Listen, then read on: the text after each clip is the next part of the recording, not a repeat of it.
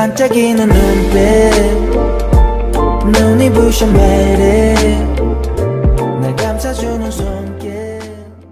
Hana, I will show you the album from when you were Eugene. Shin Yeojin showed Eugene's album to Guhana and Eunchong. At that moment, the clever Eunchong discovered something in the album. Today, I will tell you a thrilling and refreshing story about what Eunchong found in the album and how it sent Yoon Se-young and Choi Myung-ji to prison. Shin Yeojin always felt a sense of joy whenever Eunchong came home. On one of those days, she brought out Eugene's photo album and showed it to Guhana and Eunchong. The album was full of memories from Eugene's childhood, each photo capturing her bright smile. As they flipped through the pages, it felt like her laughter was still echoing in the room. Shin Yeojin hoped that Eunchong could feel his mother through the pictures. Guhana, who believed she was Eugene, looked at each photo with growing emotion. For someone who had lost her memory, these pictures seemed to confirm her identity. She began to feel like she was looking at her own past. Eunchong, holding tightly to a precious doll that Eugene had made for him, also felt a warmth as he looked through the photos. But then, something strange caught their attention. There was a picture of Eugene standing next to Yoon Se-young, and Yoon Se-young was holding the same doll that Eunchong was clutching.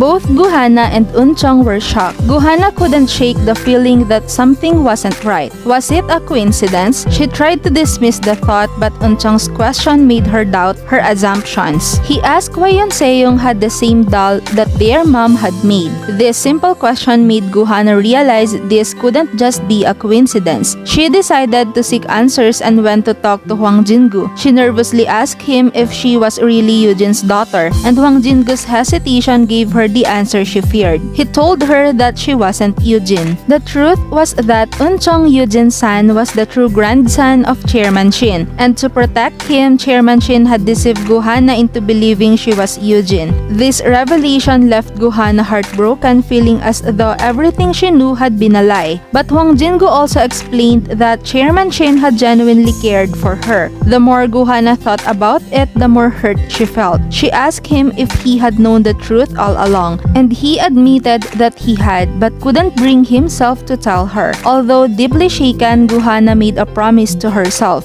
She would keep the secret for Eunchong's sake, even though the truth stung. Determined to find the answers she needed, Guhana later overheard a conversation between Yoon Se-young and Choi Myung-ji. From what she could hear, they seemed to admit that they were responsible for Eugene's accident. Guhana recalled the picture of Yoon Se-young with Eugene's doll, and the pieces started to fall into place. She knew she needed evidence to expose them. That night, she quietly set out to install a listening device in Yoon Se-young and Choi Myung-ji's room. She moved carefully, making sure not to make a sound, and once the device was in place, she listened in on their conversation. What she heard confirmed her suspicions. Yoon Se-young coldly confessed that they had faked Eugene's accident. With this new information, Guhana knew she needed more proof. Over the next few weeks, she managed to record more conversations that exposed the full extent of their crimes. With all the evidence gathered, Guhana went to Shin Yeojin and played the recordings. Shin Yeojin was devastated by the truth. Enraged and heartbroken, she immediately contacted the police. Yoon Se-young and Choi Myung-ji were arrested, and after a thorough investigation, they were sentenced to life imprisonment. Guhana had finally uncovered the truth and brought justice for Eugene. As she held Eunchong close, Guhana whispered